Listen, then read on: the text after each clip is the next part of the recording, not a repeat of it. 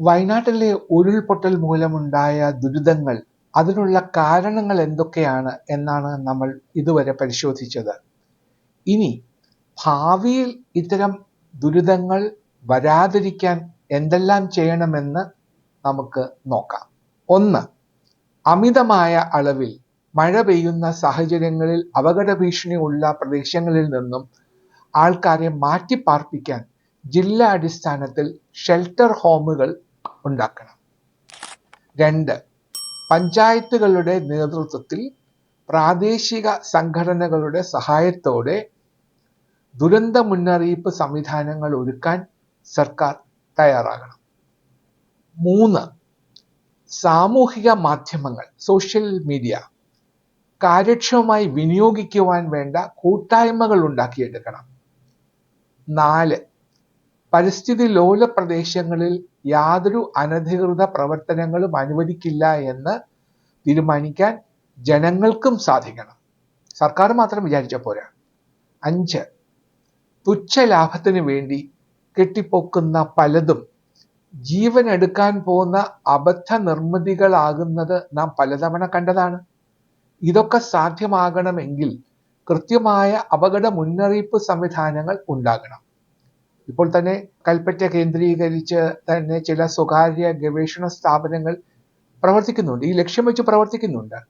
അവർ മുന്നറിയിപ്പ് നൽകിയിരുന്നു എന്നാണ് അന്വേഷണത്തിൽ ഞാൻ മനസ്സിലാക്കുന്നത്.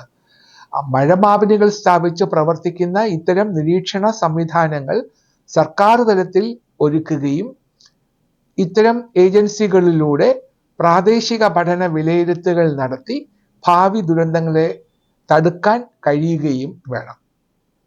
6. വയനാട്ടിലും ഇടുക്കിയിലും കോഴിക്കോടിൻ്റെ മലയോര മേഖലകളിലും മാത്രമല്ല, അപകട സാധ്യതയുള്ള മേഖലകളുടെ എല്ലാം മാപ്പ് തയ്യാറാക്കി അവിടെയൊക്കെ അപകട സന്ദേശങ്ങൾ എത്തിക്കാൻ മഴമാപിനികളും അതിനെയെല്ലാം കൃത്യമായി നിരീക്ഷിക്കുന്ന സംവിധാനങ്ങളും ഉണ്ടാകണം. 7.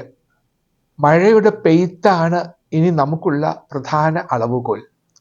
മണ്ണിടിച്ചിലും ഭൂകമ്പവും നിത്യസംഭവമായ ജപ്പാൻ ഈ കാര്യത്തിൽ സ്വീകരിച്ചിട്ടുള്ള മുന്നറിയിപ്പ് സംവിധാനം ലോകത്തിന് മാതൃകയാണ്. അവർ ഹസാർഡ് മാപ്പുകൾ തയ്യാറാക്കി വെള്ളപ്പൊക്കവും മണ്ണിടിച്ചിലും ഉണ്ടാകാൻ സാധ്യതയുള്ള ഇടങ്ങളെ തിരിച്ചറിയും വിധം അടയാളപ്പെടുത്തിയിട്ടുണ്ട്. പൊതുജനങ്ങൾക്ക് ഫോണിലോ കമ്പ്യൂട്ടറിലോ തങ്ങൾ നിൽക്കുന്ന സ്ഥലത്തിൻ്റെ ഹസാർഡ് മാപ്പിംഗ് നിലവാരം അറിയാൻ സാധിക്കും വിധത്തിൽ താഴെത്തട്ടിലേക്ക് വിവരങ്ങൾ എത്തിച്ചും നൽകിയിട്ടുണ്ട്. 8. സിന്തറ്റിക് അപ്പർച്ചർ റഡാർ അഥവാ SAR സംവിധാനമുള്ള ഉപഗ്രഹങ്ങൾ വഴി എടുക്കുന്ന ഭൂമിയുടെ ചിത്രങ്ങൾ അതിസങ്കീർണമായ ശാസ്ത്രീയ വിശകലനങ്ങൾക്ക് വിധേയമാക്കിയാണ് മണ്ണിടിച്ചിൽ മുന്നറിയിപ്പ് നൽകുന്നത്. എത്ര മോശം കാലാവസ്ഥയിലും ചിത്രങ്ങളും ഡേറ്റയും ലഭ്യമാക്കാൻ സാധിക്കുന്ന മൈക്രോവേവ് സംവിധാനമാണ് ഇതിനായി ജപ്പാൻ അവരുടെ ഉപഗ്രഹങ്ങളിൽ ഉപയോഗിക്കുന്നത് എന്ന് ഞാൻ മനസ്സിലാക്കുന്നു. AI നിർമ്മിത ബുദ്ധിയുടെ കാര്യക്ഷമമായ ഉപയോഗം ഈ സംവിധാനത്തെ കൂടുതൽ കുറ്റമറ്റതാക്കുന്നതുണ്ട് എന്നും ചൂണ്ടിക്കാണിക്കുന്നുണ്ട്. 9. സ്പാഷ്യോ ടെമ്പോറൽ അനാലിസിസ് വഴി മണ്ണിടിച്ചിലിൻ്റെ ഗതി നിർണ്ണയിക്കുന്നതിലൂടെ കൃത്യമായ ആഘാത ലഘൂകരണ നടപടികൾ സ്വീകരിക്കാൻ നമുക്ക് സാധിക്കും.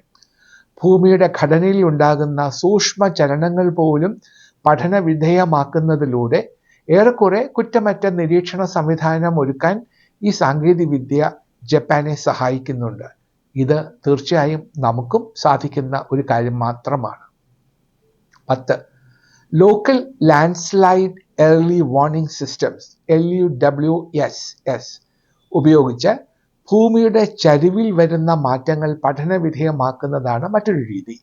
ഇതിലൂടെ ഹസാർഡ് അല്ലെങ്കിൽ അപകടകരമായ ഭൂപ്രദേശങ്ങളിൽ വസിക്കുന്ന ജനങ്ങളിലേക്ക് മുന്നറിയിപ്പ് എത്തിക്കാൻ നമുക്ക് സാധിക്കും. Rainfall monitoring, Hazard maps, satellite monitoring, real time data processing, public alerts എന്നിവയാണ് ഈ സംവിധാനം പിന്തുടരുന്ന വിവിധ രീതികൾ. ഭാരതം പോലെ ആധുനിക ഉപഗ്രഹ സാങ്കേതിക വിദ്യയിൽ മുൻനിരയിലുള്ള ഒരു രാജ്യത്തിന് ഇതൊക്കെ തീർച്ചയായും സാധിക്കുന്നതാണ് എന്ന് പറയാതിരിക്കാൻ വയ്യ. ഉത്തരാഖണ്ഡിലും മറ്റും ഉണ്ടാകുന്ന ദുരന്തങ്ങൾ കൂടെ ചേർത്ത് വായിക്കുമ്പോൾ കേന്ദ്ര സംസ്ഥാന സർക്കാരുകളുടെയും വിവിധ സർക്കാർ ഏജൻസികളുടെയും ഒത്തുചേർന്നുള്ള പ്രവർത്തനം അത്യാവശ്യമാണ് എന്ന് പറയാതിരിക്കാൻ വയ്യ. മുന്നറിയിപ്പുകൾക്കും താൽക്കാലിക താമസ സൗകര്യങ്ങൾക്കും ജീവഹാനിയുടെ അളവ് കുറയ്ക്കാൻ സാധിക്കുമെങ്കിൽ ഒട്ടും വൈകാതെ ആ നടപടികളിലേക്ക് നമ്മൾ പോവുക തന്നെ വേണം. 11. ഭൂരിഭാഗം ജനങ്ങളും തീരദേശത്തിന് സമീപം വസിക്കുന്ന കേരളം പോലെ അതീവ ജനസാന്ദ്രതയുള്ള ഒരു സംസ്ഥാനത്ത് പ്രകൃതിയോട് മല്ലടിച്ച് അതികഠിനമായ തണുപ്പും തോരാതെ പെയ്യുന്ന മഴയും അവഗണിച്ച് മലമടക്കുകളിൽ താമസിക്കാൻ ഒരു കൂട്ടം ആളുകൾ തീരുമാനിക്കുന്നുവെങ്കിൽ അതവരുടെ അഹങ്കാരമല്ല, മറിച്ച് അവരുടെ നിസ്സഹായതയാണ് കാണിക്കുന്നത്.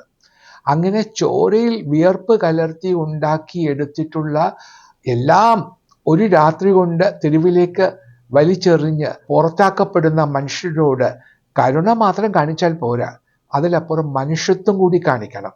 അത് അവർ പ്രതീക്ഷിക്കുന്നുണ്ട്, അർഹിക്കുന്നുമുണ്ട്.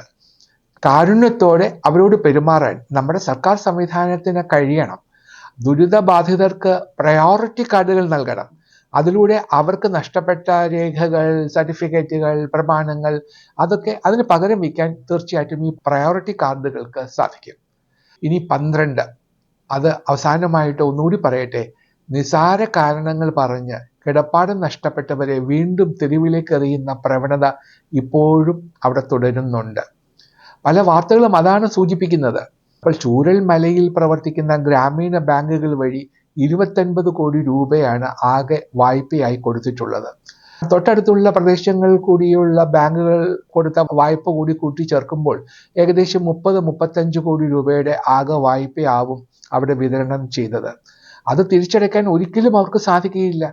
എഴുതിത്തള്ളാൻ ബാങ്കുകൾക്കും അധികാരമില്ല. അപ്പോൾ എന്ത് ചെയ്യും? കുറച്ച് റീഷെഡ്യൂൾ ചെയ്യാം. പക്ഷെ അതൊന്നും ഇപ്പോൾ പ്രായോഗികമായ ഒരു നടപടിയാവില്ല. അപ്പോൾ സർക്കാർ ചെയ്യേണ്ടത് എന്താണ്? ഈ തുക അവരുടെ പേരിൽ ബാങ്കിൽ അടയ്ക്കണം.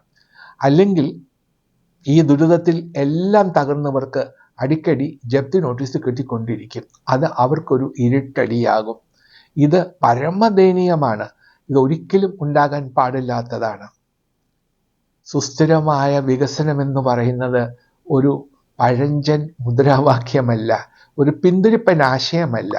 അത് യഥാർത്ഥത്തിൽ നാം ലക്ഷ്യം വെക്കേണ്ട ഒരു സുഗമമായ, സുരക്ഷിതമായ ഒരു പുരോഗമന പാത തന്നെയാണ്.